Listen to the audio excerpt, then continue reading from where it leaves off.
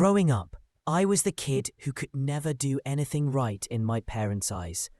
No matter how hard I tried, I was always the disappointment, the one who didn't measure up.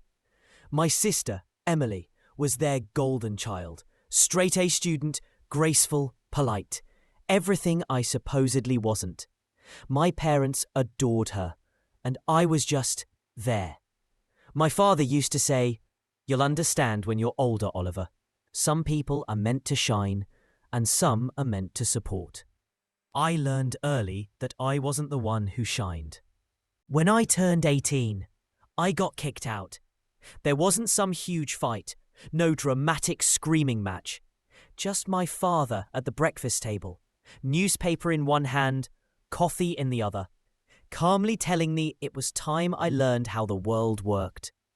"You're an adult now," he said, without looking at me. "Go make your own way. We've done enough." My mother stood by the sink, pretending to wash a plate that was already spotless. Emily watched from the stairs, quiet, almost curious. I packed my things in silence.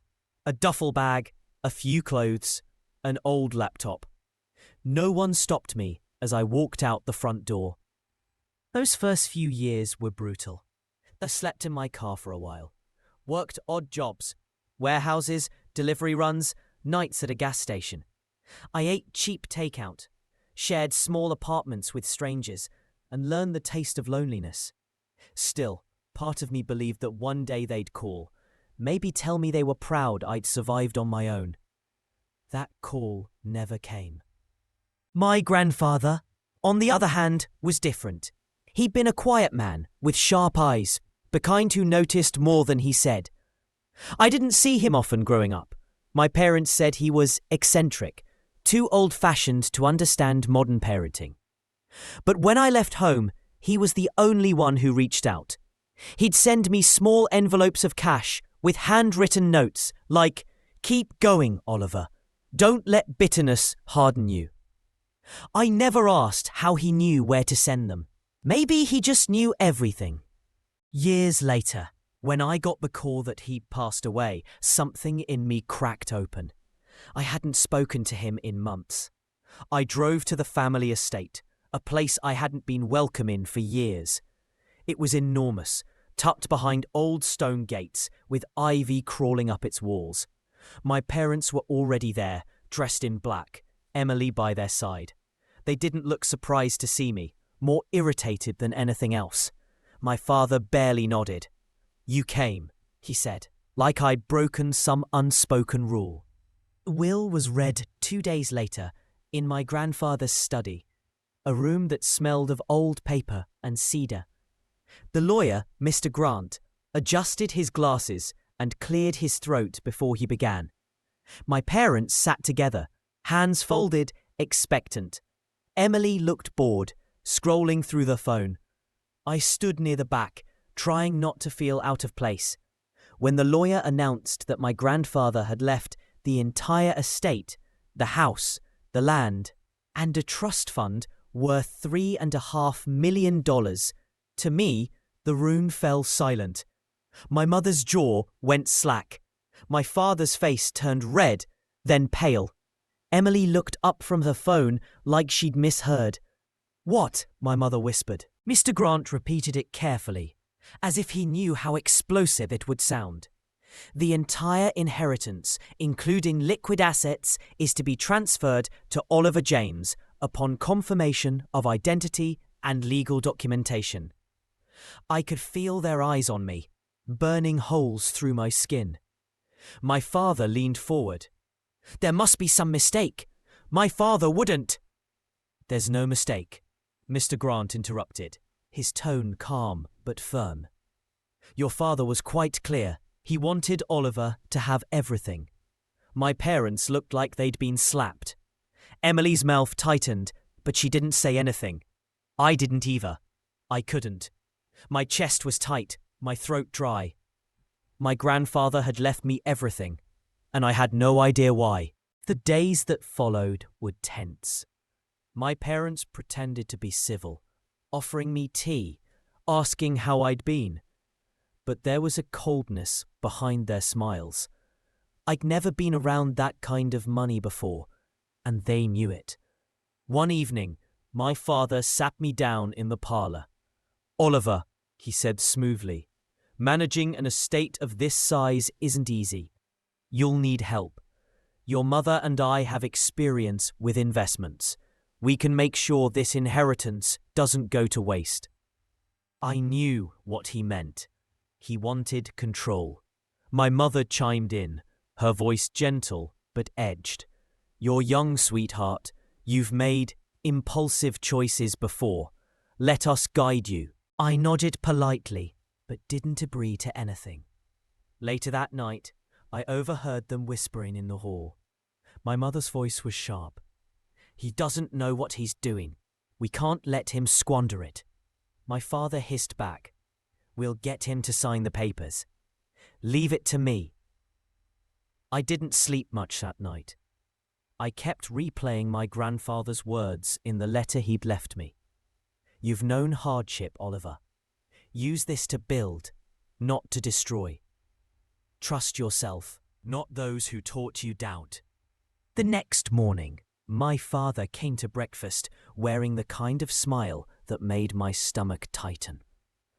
"I've been thinking," he began, casually, buttering toast like we were just a happy family. "We should move forward with transferring estate management to a family account. Just a formality, really. Banks prefer experienced hands." My mother nodded along, already sliding a stack of papers across the table. "It'll protect you," she added sweetly. "There are taxes, investments, all sorts of complicated things you don't want to deal with." I looked down at the documents. They were full of legal jargon, but one phrase stood out in bold: power of attorney.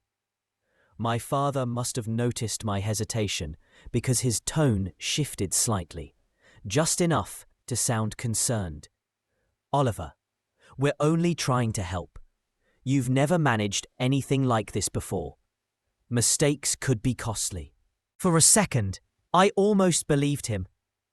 That's the thing about manipulation. It doesn't come at you screaming.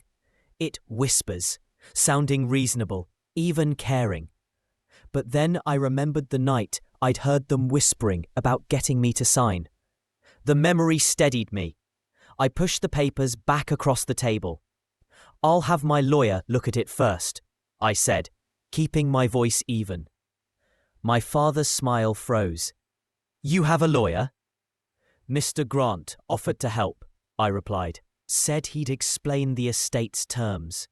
A muscle twitched in his jaw. My mother forced another smile, but her eyes had gone cold. "Of course," she said softly. "We just want what's best for you."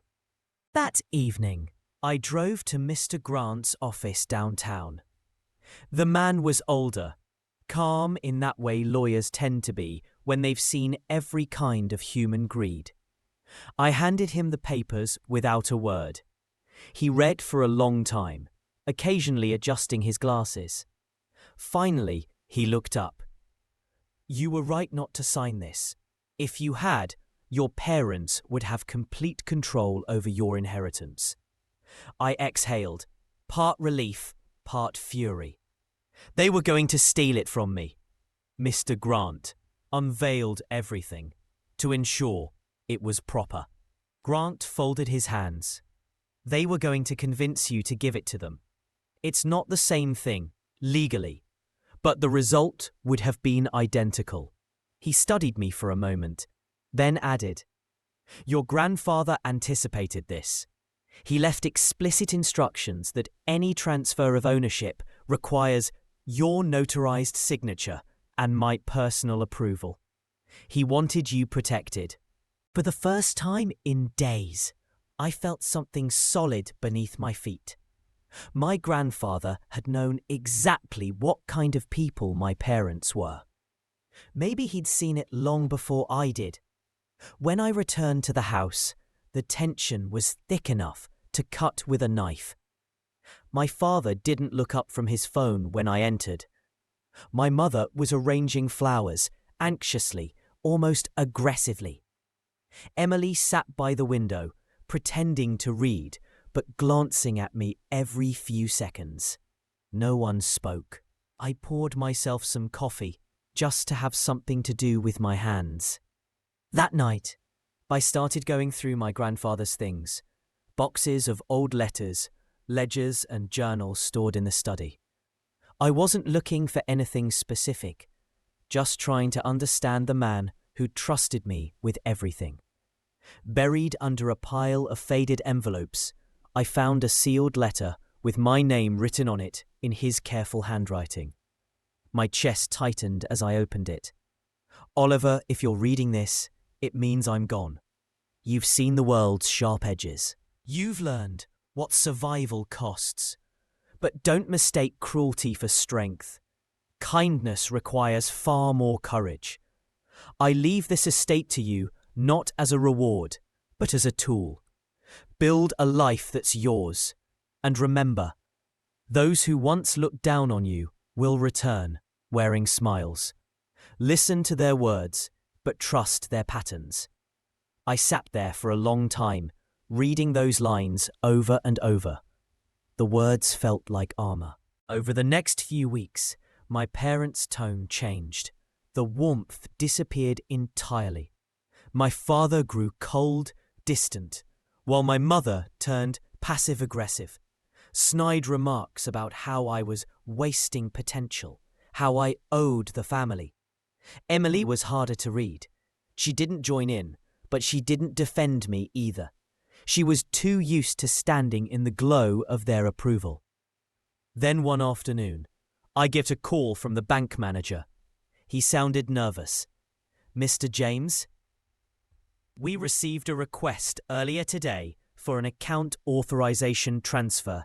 Your parents claimed you'd approved it." My blood ran cold.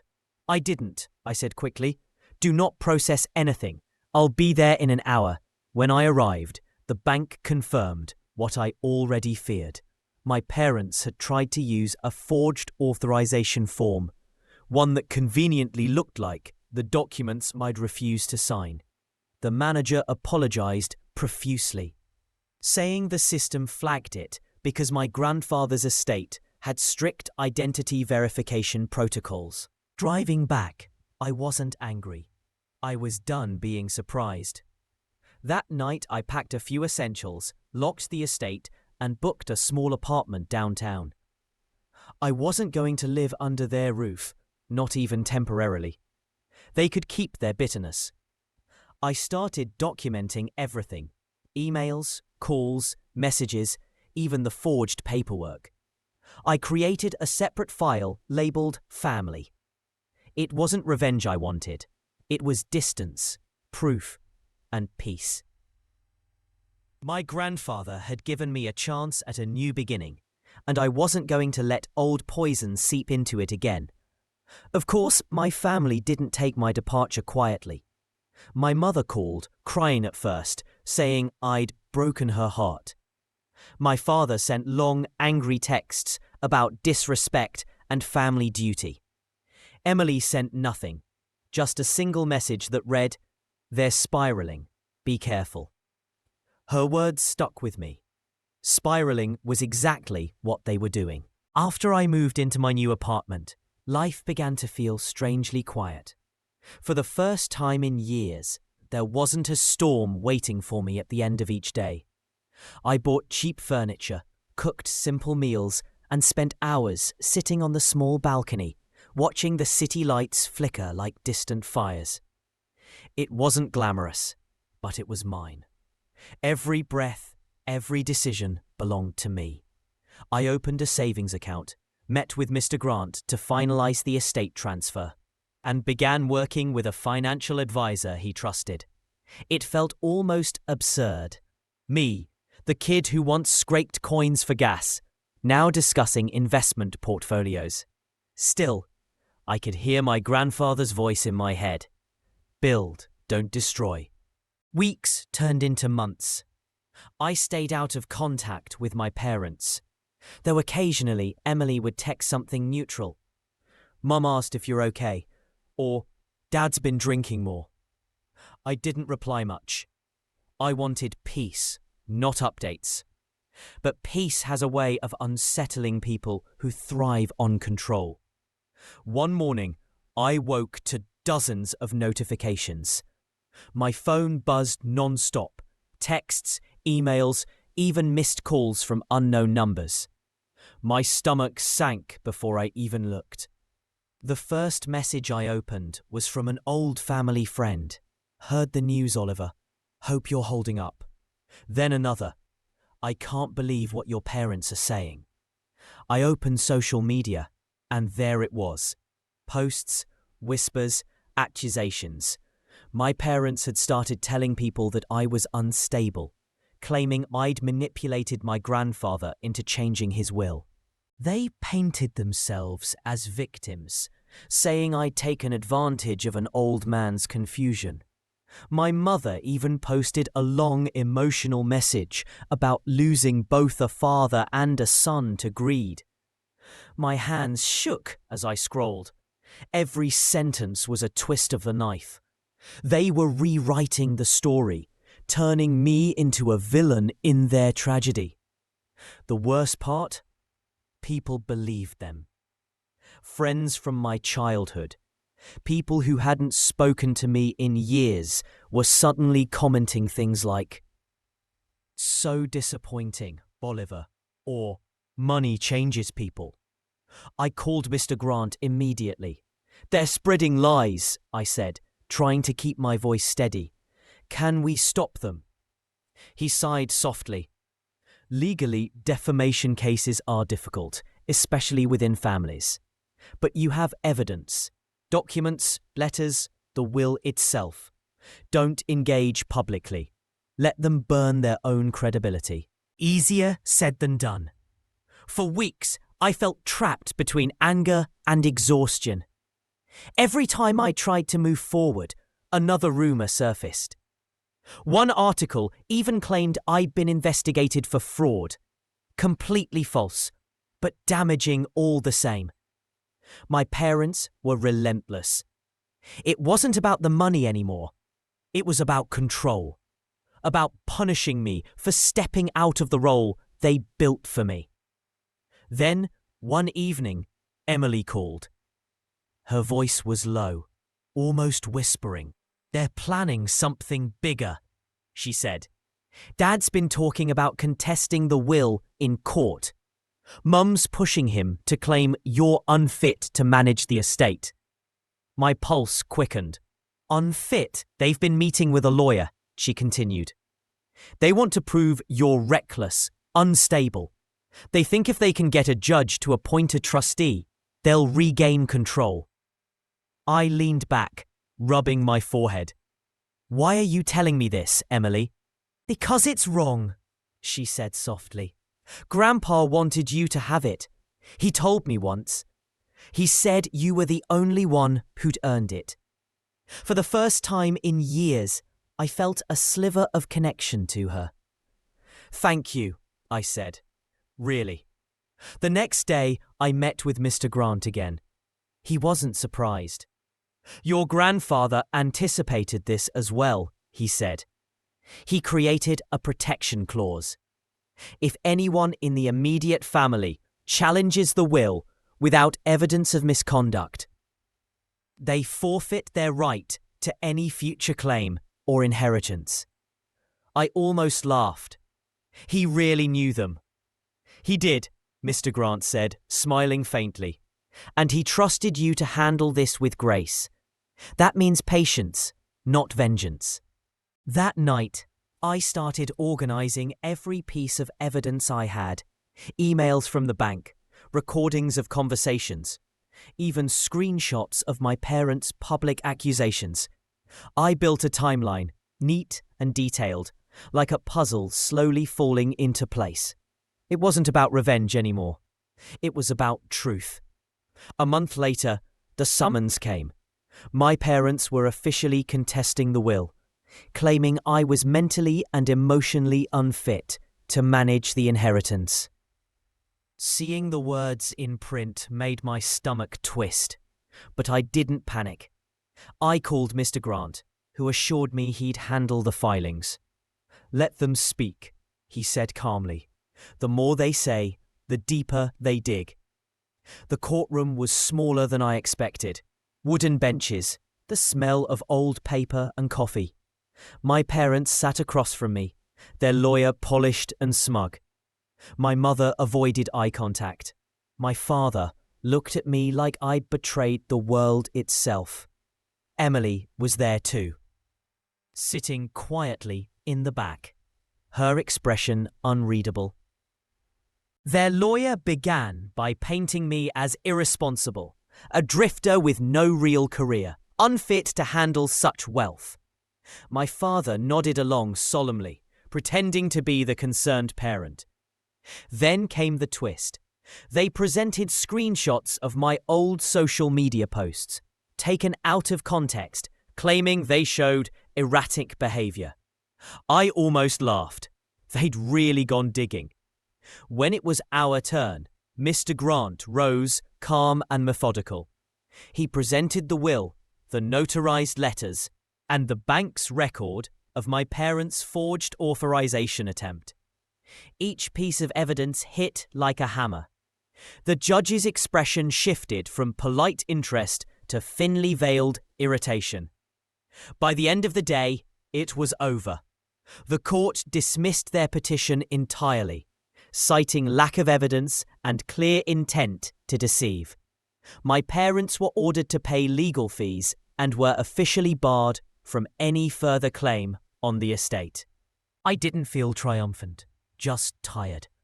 Watching them walk out of the courtroom, shoulders stiff, faces pale, I realized there was no victory here, only release. Emily lingered behind. "I'm sorry," she said quietly. "They'll never forgive you, but maybe that's a good thing." I nodded. Maybe it is. When I stepped outside, the air felt different, lighter somehow. The world hadn't changed, but I had. For the first time, I wasn't running from my past or trying to prove anything. I was just living. In the weeks after the trial, the silence was almost disorienting. No calls, no threats, no manipulative texts disguised as concern, just stillness. I hadn't realized how accustomed I'd become to chaos until it was gone. The apartment felt bigger, the air lighter. I'd wake up, make coffee, and stare out over the city, thinking about how strange it was that peace could feel so foreign. It wasn't happiness yet, but it was the beginning of it. I spent more time at the estate now, not because I needed to, but because I wanted to. It had stopped feeling like a battlefield and started feeling like home again. I walked the old trails my grandfather used to take, trimmed the overgrown hedges, and repaired the greenhouse roof that had been cracked for years. Sometimes I talked to him out loud, as if he was still listening. "You were right," I'd say, brushing dust off an old shelf. "Kindness really does take courage." One evening, I found myself in his study again, sitting in the same chair where I'd once opened his letter. I was flipping through one of his old journals when I found an entry dated just months before he passed. It wasn't addressed to anyone, but it felt like it was meant for me. "We teach our children to succeed, but not how to be decent in failure. Some grow sharp, others bitter. The only true inheritance worth leaving is clarity, the kind that lets someone walk away without hate." I closed the book and sat there for a long time, letting those words sink in. That was it, clarity. For years I'd confused forgiveness with weakness, as if letting go meant excusing what had been done to me. But sitting there, surrounded by the remnants of his life, I understood that forgiveness wasn't about them. It was about freeing myself from the weight they'd placed on me. A few weeks later, I got a letter from Emily, a real one. Not a text, not an email, just her handwriting on paper, shaky but sincere. She said she'd moved out of the family house. that things had gotten ugly after the court ruling. My father barely spoke, and my mother had sunk into quiet resentment. Emily said she didn't know who she was without their approval, but wanted to find out. She ended with, "I don't expect you to forgive me, but I hope you'll understand."